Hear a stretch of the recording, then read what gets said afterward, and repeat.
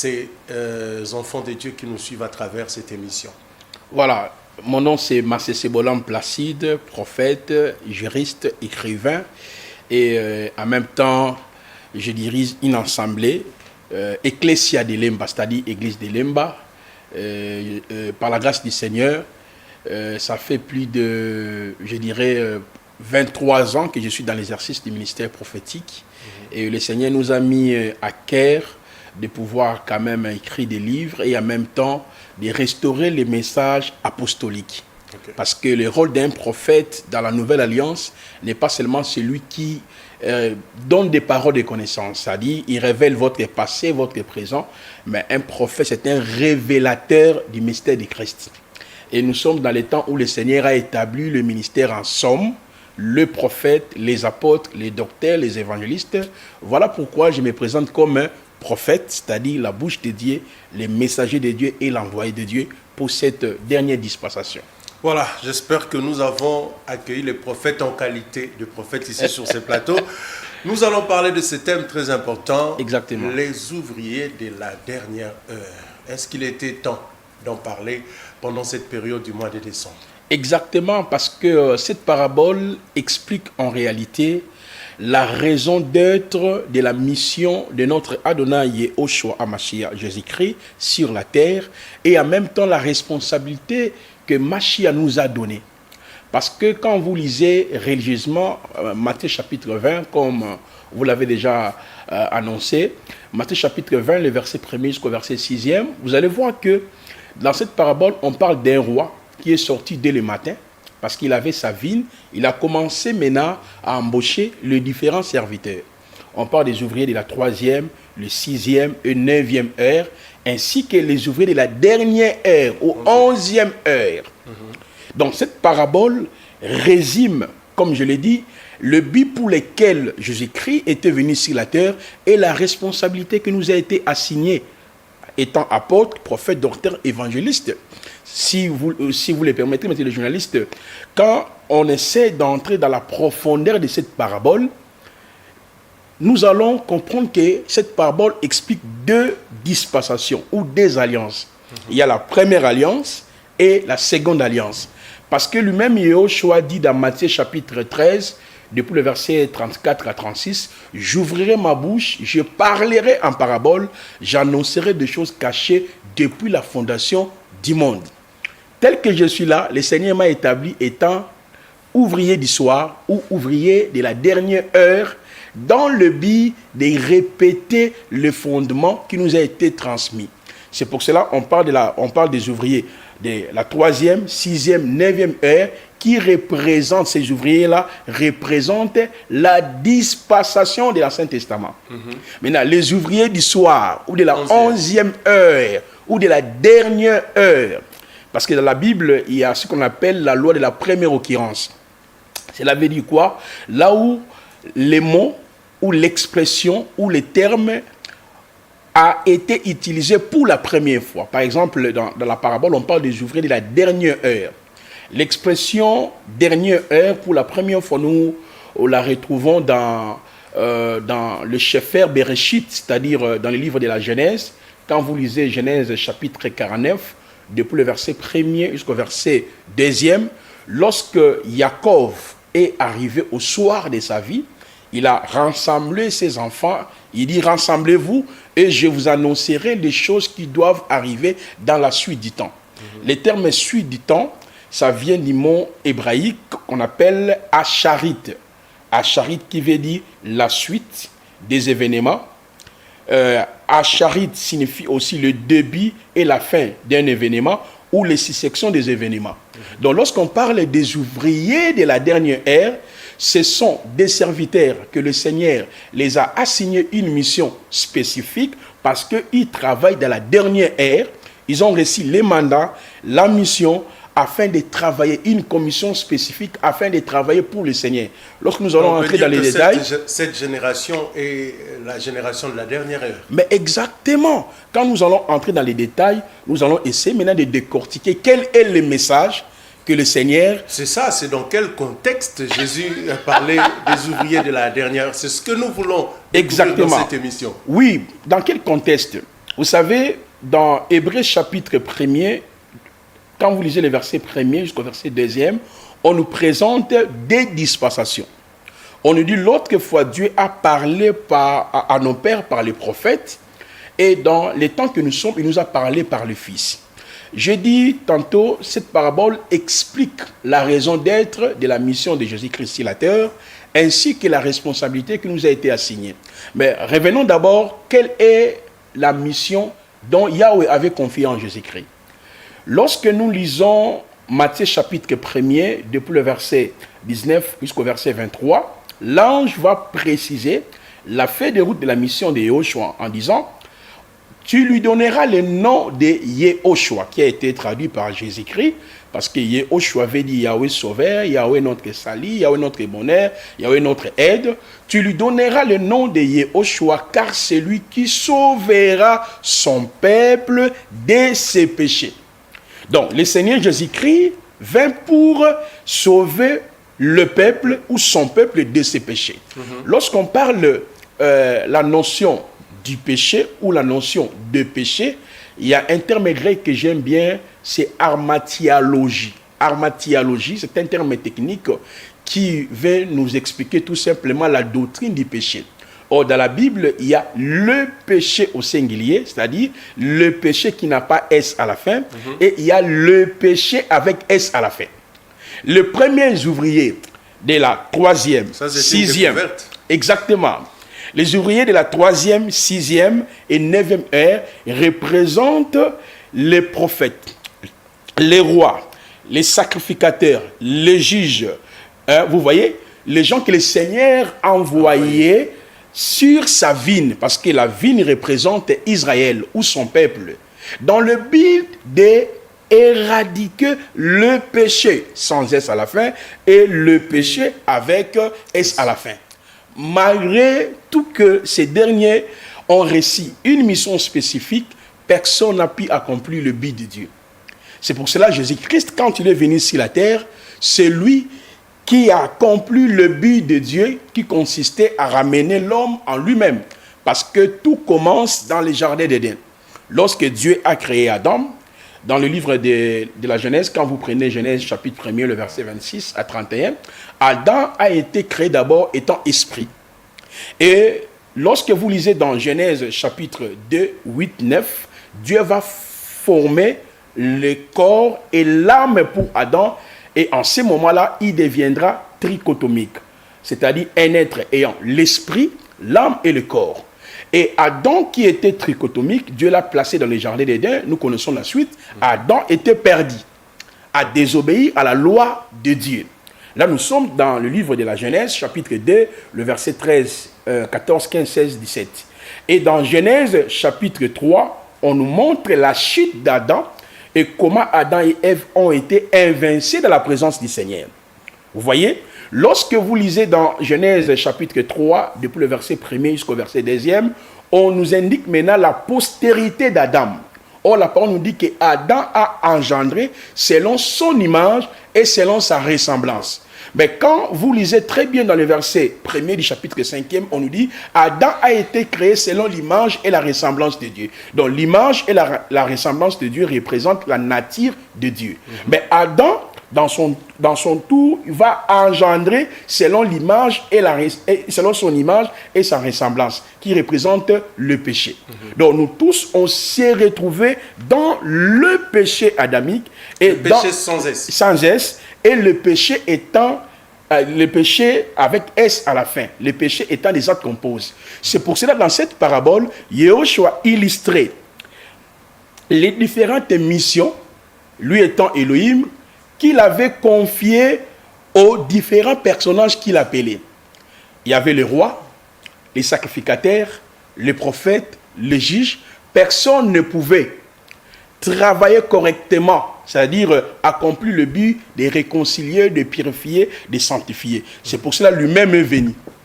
Quand il est venu au temps du soir pour marquer fin à la première dispensation, la dispensation de la loi, afin d'établir une nouvelle dispensation qu'on appelle la dispensation de la grâce ou la nouvelle alliance. C'est pour cela Nous, aujourd'hui, nous sommes les ouvriers de la dernière ère.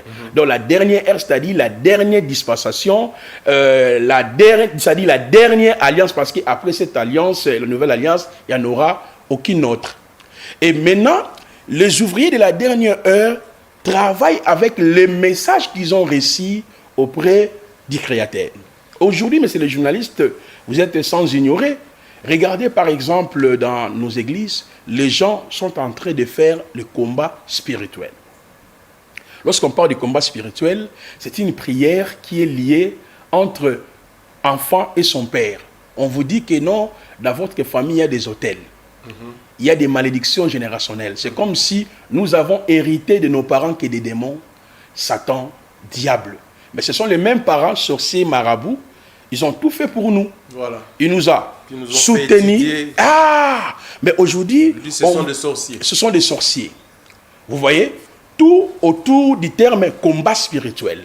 Est-ce que cela est la mission dont le Seigneur nous avait assignée étant les ouvriers de la dernière heure? Je ne suis pas en train de dire que ton père ne peut pas être sorcier, ton père ne peut pas être à la base c'est-à-dire de la progression de ta vie. Mais ce n'est pas la mission. Voilà, parce que dans la feuille de route de notre mission, quand nous prenons Matthieu chapitre 5, depuis le verset 43 à 46, Jésus-Christ a dit, priez pour ceux qui vous persécutent. Si votre ennemi a faim, donnez-lui à manger.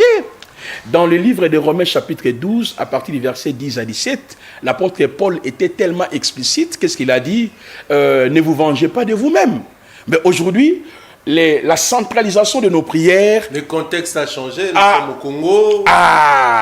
C'est pour cela que nous avons cette assise qui débutera ce dimanche, le 7 décembre, pour terminer le dimanche 14 décembre. Nous allons pouvoir cogiter ensemble avec les hommes de Dieu.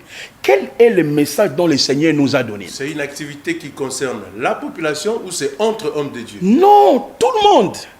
Parce que dans la pensée du Seigneur, lorsqu'on parle des ouvriers, dans le texte de 1 Corinthiens chapitre 3, depuis le verset 8 jusqu'au verset 9e, on nous dit nous sommes ouvriers avec Christ. Donc tout chrétien, par définition, c'est un serviteur de Dieu. Okay. Parce que ouvrier signifie serviteur, signifie domestique, signifie celui qui a été embauché pour travailler pour le compte de son patron. Or, l'église, quand on dit l'église, ce n'est pas d'abord un bâtiment, ce n'est pas d'abord un nom, c'est vous et moi.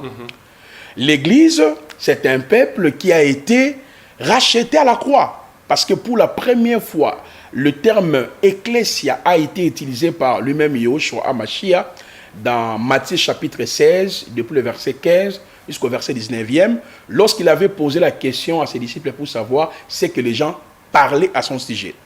Il y a eu une réaction mitigée pour les autres que tu es l'un des prophètes et vous, l'apôtre Pierre. Pierre va répondre que tu es le Ha-Ben Elohim, c'est-à-dire le Fils de Dieu. Et si base de cette révélation, il va dire tu es Pierre, c'est-à-dire Petros, en grec, le petit caillou. Si c'est Petra, les rochers, la grande révélation, je bâtirai mon église. Or, l'église a été bâtie où? Apocalypse 5, 8, 10 nous dit, par son sang, il a racheté des hommes de toutes les tribus, de tout peuple, de toute nation. Donc, l'église, c'est vous et moi. Nous sommes ouvriers. L'appellation ouvrier n'est pas d'abord spécifiquement pour les pasteurs, les prophètes, les docteurs, les évangélistes et les apôtres. Non, tu es ouvrier avec Christ. Parce que l'église qui a été rachetée à partir de la croix, elle est sur la terre pour 4 raisons majeures. La première raison, c'est la conquête des âmes. Dans la conquête des âmes, il y a équipé, formé et envoyé. Donc nous tous, nous sommes appelés à annoncer l'évangile. Voilà, j'ai bien compris, nous sommes tous ouvriers de la dernière heure. Alléluia. Mais pensez-vous qu'à l'église actuelle, où nous retrouvons les anciens, s'il faut les appeler ainsi, est-ce qu'ils sont dans le même contexte ou dans la même compréhension des ouvriers de la dernière heure? Puisque beaucoup font la confusion, passez-moi l'expression, de dire que les ouvriers de la dernière heure, Muto ayaki na suka, Muto akote ki boye, yende arozoli pamboli ndenge moguna ba babandaki. Il y a un peu cette confusion. Mais là, vous êtes en train de nous ouvrir un peu dans une autre dimension. J'aimerais aussi d'enlever cet autre aspect qui est resté dans la tête des gens pour nous amener maintenant à comprendre qu'est-ce qui va se passer pendant cette activité. Regardez très bien, monsieur le journaliste, c'est vraiment une question pertinente. Vous savez, je l'ai déjà dit tantôt, les paraboles, ce sont des moyens indirects qui consistent à annoncer les choses cachées. C'est-à-dire, on peut comprendre la pensée de Yahvé dans une parabole lorsque vous arrivez à dénicher les images ou les expressions qui sont utilisées dans cette parabole. Regardez que ce soit les ouvriers de la 3e, 6e, 9e heure et 11e heure, tous ont le même salaire, le 1 denier. Or, le 1 denier, c'est la récompense. Pour mieux comprendre les 1 denier, je vais prendre une autre parabole. Elle va nous aider pour mieux comprendre que veut dire les 1 denier. Je suis dans les livres de Luc chapitre 10, depuis le verset 24 jusqu'au verset 31. On nous parle de la parabole des Samaritains. Je paraphrase, un homme descendait de Jérusalem à Jéricho. Cet homme rencontra les brigands, on l'a frappé, on l'a laissé à demi-mort. Dans cette parabole-là, Yahushua expliquait, il y avait un lévite, un sacrificateur. Tous ont vu cet homme frappé, laissé en demi-mort, ont passé outre. Il y avait maintenant les Samaritains. Les Samaritains, lorsqu'il est venu, il a eu compassion de la personne qui était frappée, délaissée, en demi-mort. Et qu'est-ce qu'il lui a fait? Il s'est approché de lui. 1. 2. Il a bandé ses plaies. La restauration. 3. Il va prendre la personne qui était blessée, qui avait des blessures, va le mettre sur sa propre monture. C'est-à-dire, avec un animal, l'ami l'a conduit doucement jusqu'à un lieu qu'on appelle l'hôtellerie. Et dans cette hôtellerie, il y avait maintenant des lots. Des lots, c'est comme des médecins qui travaillaient dans une hôtellerie. Il les a dit ceci. Prenez soin de cet homme ici. Moi, je pars. Je reviendrai. Mais dans mon retour, je vais vous récompenser. Il les a donné le 1 denier. Il les a donné le 1 denier. Il dit, quand il viendra, il va nous récompenser. Cela veut dire, le 1 denier parle de la vie éternelle, parle de la récompense. Même le prophète de l'Ancien Testament, ceux qui ont travaillé pour le Seigneur, parce que dans le texte de 1 Pierre, chapitre 1er, depuis le verset 10-14, nous dit, les prophètes ayant prophétisé touchant la grâce qui nous a été réservée, ont fait de ces salis leur objet de recherche et d'investigation, en voulant sonder les époques marquées par l'Esprit de Christ qui était en eux. Les prophètes de l'Ancien Testament bénéficieront aussi de la vie éternelle. C'est ça les 1 denier. Parce que dans cette parabole-là, celui qui était frappé par les brigands représente Adam. Un même salaire, une même récompense. Mais exactement, c'est la vie éternelle. C'est pour cela que je vous parlais sur les 4 raisons d'être de notre existence sur la terre. Nous existons pour la conquête des âmes, ça c'est 1. Nous existons pour mettre au service des autres les différents dons que Dieu nous a donnés. Il y a les dons selon Éphésiens 4, apôtres, prophètes, docteurs, évangélistes et pasteurs. On nous appelle aussi les ouvriers. Mais il y a aussi les dons selon 1 Corinthiens 12, à partir du verset 1er jusqu'au verset 8e, 9 dons spirituels répartis en 3 axes. Il y a les dons des révélations, parole de connaissance, parole de sagesse, discernement des esprits. Il y a les dons de puissance, guérison, miracle et foi. Il y a les dons de la diversité, il y a les dons d'inspiration, les dons de la diversité des langues, les dons de l'interprétation des langues et les dons de la prophétie. Et 1 Pierre 4 et 10 nous dit que chacun de nous met au service des autres les dons qu'il a reçus. C'est-à-dire, tout chrétien est ouvrier. Nous avons le 1 denier qui est la vie éternelle. Même si le Seigneur t'a sauvé, maintenant là, après demain il y aura l'enlèvement, chasse-les bien, vous serez toujours avec le Seigneur. C'est pour cela, permettez-moi, monsieur le journaliste, la 3e raison d'être de notre existence sur la terre, c'est adorer Dieu. Nous tous nous adorons Dieu, que tu sois pasteur, prophète, docteur, évangéliste. La 4e raison d'être de notre existence sur la terre, c'est justement de refléter les caractères de Christ, ce qu'on appelle les renouvellements de l'intelligence. Et il y aura une finalité, l'enlèvement, le tribunal de Christ, le couronnement, le festin de noces de l'agneau, les règnes millénium et la félicité éternelle. C'est ce qui représente les 1 denier. Parce qu'on était frappé par les brigands qui représentent la loi de Moïse qui nous a frappés, les sacrificateurs et les Lévites qui ne pouvaient pas redresser l'homme représentent les sacerdoces lévitiques. Les Samaritains qui est venu restaurer l'homme, c'est l'image de Jésus-Christ qui nous a restaurés à partir de la croix, mais il nous a mis sur sa propre martyre, c'est la vie nouvelle en Jésus-Christ, il nous a laissé entre les mains de l'autre. Les pasteurs, les prophètes, les docteurs, les évangélistes, il est parti, il y reviendra, c'est ça les un dernier, il viendra pour nous prendre. Voilà. Par rapport à maintenant à cette activité, je sens la profondeur. Oui, j'espère que nos téléspectateurs aussi nous suivent, parce que c'est tellement important que l'on sache qu'on est tous ouvriers et que l'on est aussi ouvriers de la dernière heure. Est-ce que vous pensez que le croyant aujourd'hui a cette réalité, a cette vie en elle, ou c'est ce que vous voulez apporter au travers de cette activité? Très bien, monsieur le journaliste. Vraiment, ce sont des questions très pertinentes. J'étais en train de vous dire dès le début ici, nous avons présenté une chrétiennité liée aux démons, liée à Satan. Les chrétiens aujourd'hui ont peur des démons. Les gens se réveillent avec Satan, ils dorment avec Satan, ils marchent avec Satan, ils marchent avec les démons. Les chrétiens n'ont pas compris leur position, leur identité en Christ. Parce que il n'y a pas seulement les ouvriers que Christ a établis dans son église, il y a aussi les faux ouvriers. N'oublions jamais, parce que dans cette parabole-là, la parabole explique les ouvriers de Christ, les gens que Christ a établis. Mais regardez une autre parabole dans Matthieu 13, la parabole des livrets et le blé. Dans cette parabole, Jésus explique qu'en réalité, un homme avait semé dans son champ le blé. Dans la même nuit, il y avait aussi l'ennemi qui avait semé l'ivraie. Maintenant, les disciples, ils ont compris, oh, maître, mais tu avais semé ici, il n'y avait que le blé, mais d'où vient l'ivraie? Il dit, non, nous devons arracher ça. Il dit, non, laissez les croître ensemble. Cela veut dire quoi? Lorsque nous parlions si les ouvriers de la dernière heure, il y a aussi les ouvriers de Satan, qu'on appelle les faux apôtres, les faux docteurs, les faux évangélistes, les faux pasteurs. Qui sont en activité. Oui, ils sont là pour annoncer des messages erronés. Exemple, aujourd'hui, vous allez voir que les pasteurs portent des croix. Plusieurs. Pasteurs avec la kippa. Il y a des toges. Des toges. Ça vient d'où? Qu'est-ce qui se passe? Parce qu'un ouvrier, je l'ai défini tantôt, c'est quelqu'un qu'on a embauché pour travailler pour le compte de son maître. Donc lui n'a pas les messages. Il ne respecte que la vision de son maître. Donc pendant cette conférence de 7 jours, qui est ouverte pour tout le monde, que tu sois pasteur, prophète, diacre, ministre, frère, député, tout le monde est invité. Il n'y a pas la discrimination. Parce que nous croyons que tout chrétien est ouvrier.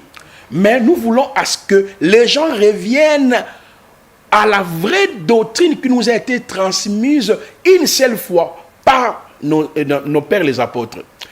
Prenons d'abord le cas que je suis en train de parler sur le toge. Ça vient d'où? Vous voyez? Deuxièmement, parlons sur le ministère des anges.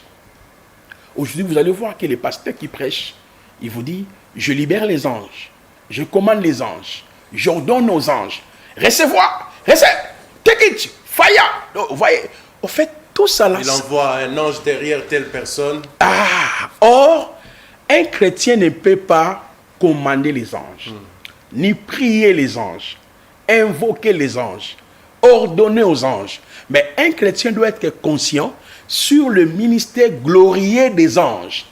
Les anges sont là pour nous visiter, pour nous parler, pour nous accompagner, pour nous révéler les choses, pour nous guérir sous l'égide de Dieu.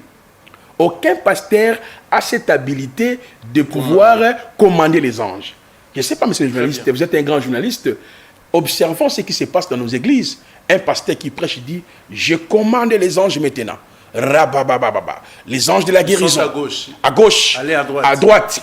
Oh, Jésus-Christ qui est notre maître, celui qui nous a établis, étant les ouvriers de la dernière heure, lorsqu'il était devant Ponce Pilate, qu'est-ce qu'il a dit? Je prierai le Père d'envoyer une légion d'anges. Lui-même a montré les principes. Ce n'est pas à l'homme de commander, de libérer, d'ordonner. C'est pour cela que j'ai écrit un ouvrage tel que l'angéologie biblique face à la Kabbale juive.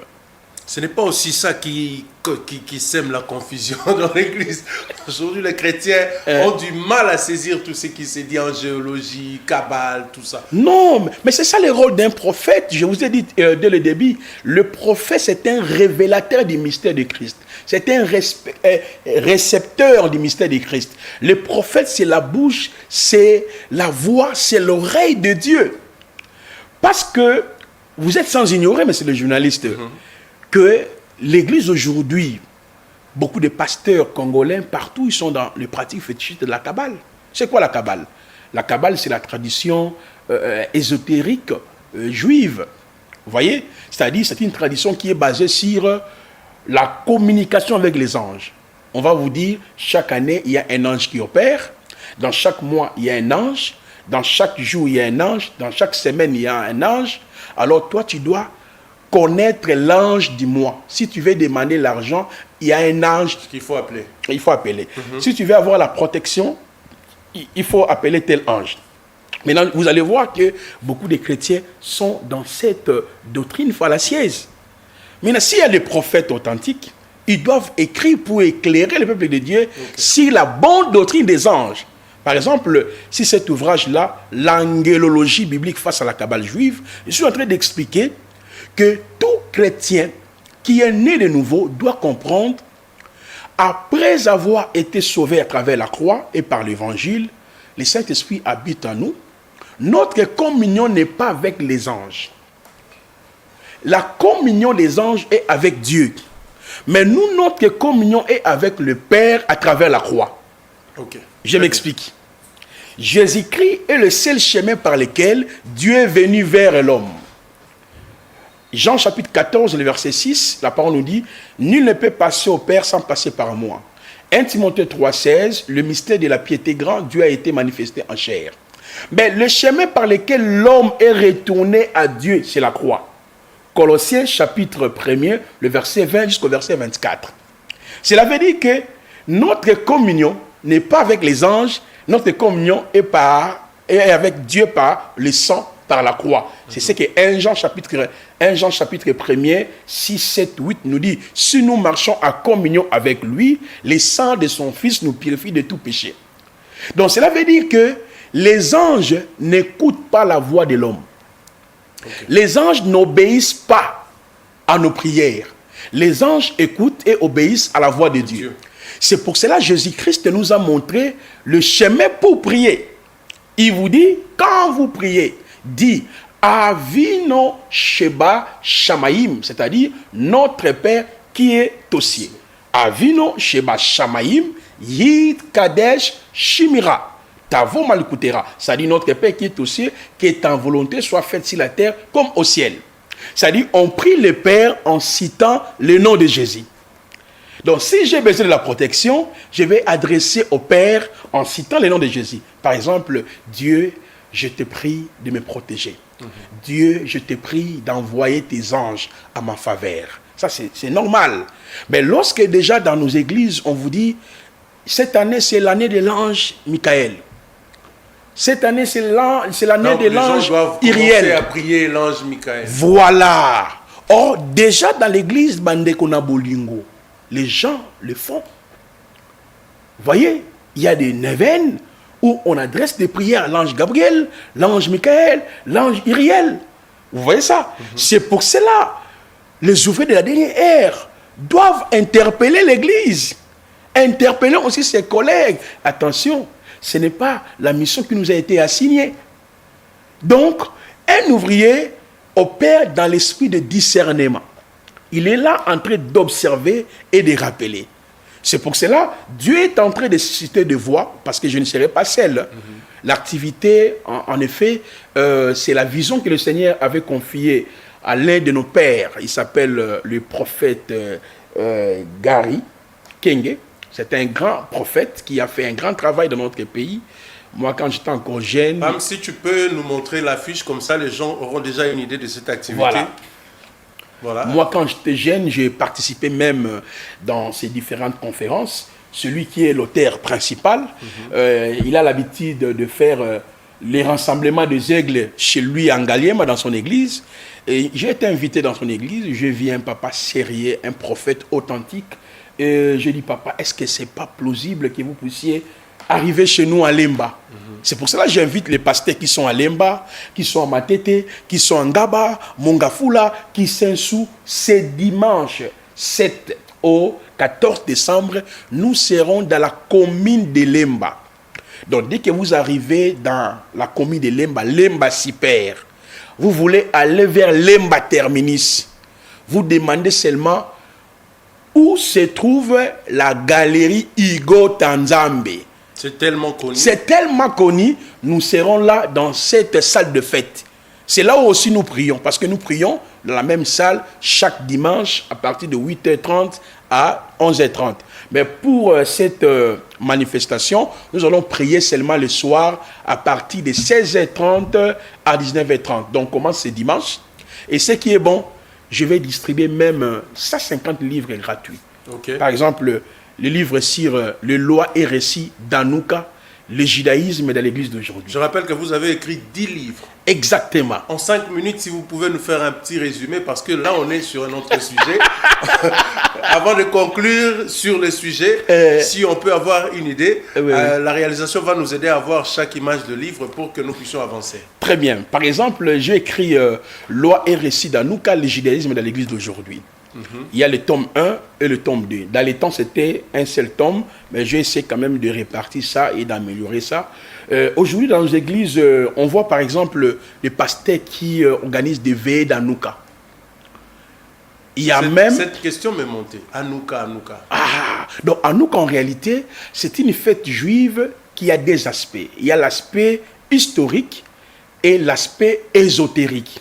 Dans son aspect historique, c'est au moment où l'Empire romain dominait les enfants d'Israël, et le peuple d'Israël, ils sont allés pour récupérer les temples parce que les temples étaient profanés. Ils ont récupéré les temples, ils ont trouvé une fiole d'huile, ils ont allumé les chandeliers pendant 7 à 8 à 9 jours, historiquement. Et les Juifs, le 25 décembre, quand nous fêtons Noël, pour eux, c'est la fête d'Anouka. Maintenant, selon la célébration des Juifs, lorsque cette fête d'Anouka est observée, ce n'est plus pendant 6 jours ou pendant 7 jours, c'est pendant 9 jours. C'est ce que j'ai démontré dans cet ouvrage ici, l'aspect mystique de cette fête dite Anouka. Déjà dans l'église à Bandekuna Bolingo, quand on parle de Neuvaine, c'est ça en fait Anouka. On allume des bougies et tout qu'on sort. Or, c'est le culte dû aux anges, dû aux esprits sataniques. Des cérémonies qui durent pratiquement 9 jours. 9 jours. Okay. Les 9 jours-là représentent les 9 cœurs angéliques. Les 9 cœurs angéliques, ce sont les 72 génies de la Kabbale, les démons, qui sont répartis en 9 cœurs angéliques qu'on appelle Anouka. Et voilà pourquoi j'ai écrit cet ouvrage. De tome 1, c'est 200 pages, tome 2, c'est 220 pages, qui seront distribués gratuitement. Il faut organiser des conférences, apprendre aux jeunes, toutes ces pratiques, ça va vraiment aider l'Église d'aujourd'hui. Merci, M. Julien, mais c'est le travail que nous sommes en train de faire. S'il y a des gens que le gouvernement peut soutenir, nous en faisons partie, mais malheureusement, ils sont toujours avec les évêques qui ont des croix, qui ont des talites, qui ont des kippas. Pour nous, on nous considère comme si on est en train de déranger les autres. Et quand vous voyez déjà un pasteur avec des talites, des kippas, comprenez que c'est quelqu'un qui est dans la fausseté. C'est pour cela, un prophète est là pour sonner la trompette. N'est pas seulement je vois ta vie. Non, chacun connaît sa vie. Il n'y a que 3 personnes qui maîtrisent mieux nos vies. C'est notre conscience, c'est Satan et Dieu. Okay. Donc tu n'as pas besoin d'un prophète dans la Nouvelle Alliance pour qu'il te révèle, tu as tel problème, tu vas te marier. En Christ, nous avons pleinement. J'ai écrit le livre ici, Anouka, qui sera distribué gratuitement. Il y a aussi un autre livre que j'ai écrit sur le spiritisme. C'est pour ça que j'invite les pasteurs. C'est un autre terme. Oui. Le spiritisme, c'est justement de fausses délivrances que nous remarquons aujourd'hui dans nos églises. Par exemple, le pasteur prie pour toi, tu tombes, il commence à interroger les démons. Tu t'appelles comment? Oh, je m'appelle Papa Pierre. Oh, Papa Pierre, tu es où? J'étais au village. On m'a enterré. Ça fait 50 ans. Le pasteur est en train de discuter avec les démons. Mais tu es avec qui ici? Oh, je suis avec mon grand-père. Il est mort. Oui, il est mort. Enterré aussi à Maïndombe. Le pasteur appelle. Toi aussi, parle. Il est en train de communiquer avec les esprits des morts. J'ai développé ça dans cet ouvrage, mais qui sera vendu. Est-ce que c'est de pratiques normales? Non, ce sont des pratiques nécromanciennes qu'on appelle le spiritisme, de fausse délivrance. Donc, pendant cette activité, je vais exposer pour aider la nouvelle génération. C'est pour cela que j'invite vraiment des jeunes. Tu es prophète, tu es apôtre, tu es docteur, tu es évangéliste. Il y a une forme de l'infiltration dans nos églises. Beaucoup de gens qu'on considérait comme des aînés, comme des pères, la plupart d'eux ne sont plus dans le droit chemin. C'est pour cela que Dieu est en train de susciter des jeunes, n'est pas pour combattre les aînés, parce que parmi eux, il y en a qui ont fait un bon travail. Mais il y a aussi d'autres personnes qui ont rejeté la bonne doctrine pour pouvoir aller. Exactement. C'est pour cela, par exemple, ici, j'ai écrit sur les saluts holistiques et les 3 étapes de la rédemption de l'homme. Aujourd'hui, la centralisation de nos messages est basée sur papa a fait, diable a fait, non quoi fait. Mais qu'est-ce que Jésus-Christ a fait pour nous à la croix de Golgotha? On vous dit non, tu as hérité des choses dans ta famille, je suis d'accord. Oh, dans ta vie, tu faisais ça. Voilà, tu as besoin de la délivrance, je suis d'accord. Mais qu'est-ce que j'ai hérité d'Adam alors? Si je dois gêner pour que je renverse les autels, les malédictions par rapport à ma famille, Adam et Ève. Il faudra aussi que nous organisons aussi de veiller pour renverser la malédiction d'Adam et Ève. Maintenant, pourquoi on ne peut pas le faire? Parce que en Christ, j'ai hérité la rédemption, la justification, l'imputation, la glorification, l'adoption. Ce sont des choses que j'ai développées. Très bien. Je crois que c'est profond. Non, il y a aussi notre ouvrage là. Là, je suis en train d'expliquer comment vivre dans la vie de l'esprit et celle de la foi après l'œuvre achevée.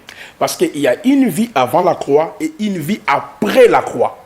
Okay. Maintenant, c'est-à-dire après la croix, c'est-à-dire quand tu es en Christ, avec Christ, par Christ et pour Christ. Maintenant, comment tu peux vivre en Christ? Il faut connaître les dons spirituels. Aujourd'hui, quelqu'un qui a fait 10 ans, 5 ans, 7 ans dans l'église, il ne connaît même pas les dons spirituels. C'est là où j'ai écrit sur les dons spirituels, les modes opératoires des dons spirituels, comment tu peux opérer dans les dons, et j'ai développé aussi la notion de la foi. Donc tous ces livres seront disponibles ce dimanche 7 décembre au 14 décembre, sauf le samedi, il y aura pause, parce qu'on va clôturer le 14 décembre, et tous mes livres seront vraiment disponibles. Il y aura des livres, comme je l'ai dit, à Nouka, que je dois distribuer gratuitement. Les autres, là, les gens peuvent acheter pour nous encourager. Voilà, vous avez compris que nous sommes ici sur ce plateau avec l'homme de Dieu, le prophète Placide. Bola Mounaïzo Monana sur ce plateau, parce que nous sommes enrichis, vraiment enrichis par tout ce qu'il est en train, bien sûr, de nous présenter ici. Merci aussi à la réalisation qui nous propose bien sûr tous ces plans.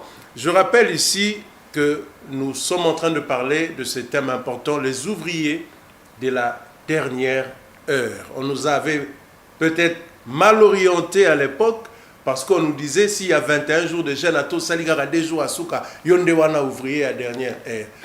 Prière est 16h, il y a 19h, et 32 minutes, il y a des ouvriers à la dernière heure. Ça, c'est une réalité que je vous dis, prophète. Non, c'est une aberration, c'est pas ça. Un ouvrier de la dernière heure, c'est celui qui sert le Seigneur. Okay. Par l'adoration, par le don, par la proclamation de la parole. Ça n'a rien à voir avec ça. Voilà. À ces croyants ou à ces chrétiens, ou à ces nouveaux convertis qui est assis sur la télévision en train de nous suivre en ce moment, qu'est-ce que vous pouvez lui apporter et lui dire concrètement en quelques minutes pour sa foi? Dans les textes de Jean chapitre 19, le verset 30, la parole nous dit « Téléo, tout est accompli ». J'aimerais vous dire, Jésus-Christ est la solution à tous nos problèmes.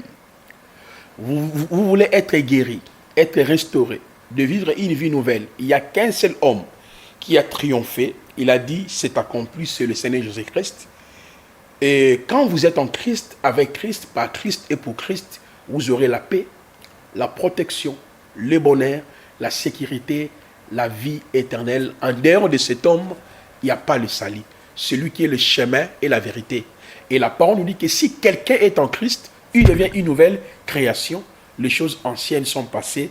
Voici toutes choses sont devenues nouvelles. Même si vous avez avorté 10 000 fois, vous avez volé, vous avez tué, vous avez couché avec des femmes ou bien des hommes d'autrui, quand tu es en Christ, il efface totalement ses péchés. C'est le message dont je suis en train de propager, l'œuvre achevée, parce que la croix, c'est la puissance de Dieu qui sauve, et la résurrection, c'est la puissance de Dieu qui nous communique la vie divine. Jésus-Christ est le chemin, la vérité, et quand tu es en lui, vous allez vivre les changements. Voilà, du 7 au 14 décembre, tous retrouvons-nous à Super Lemba, précisément à l'espace Igo Tanzambi, cet espace qui est connu juste là.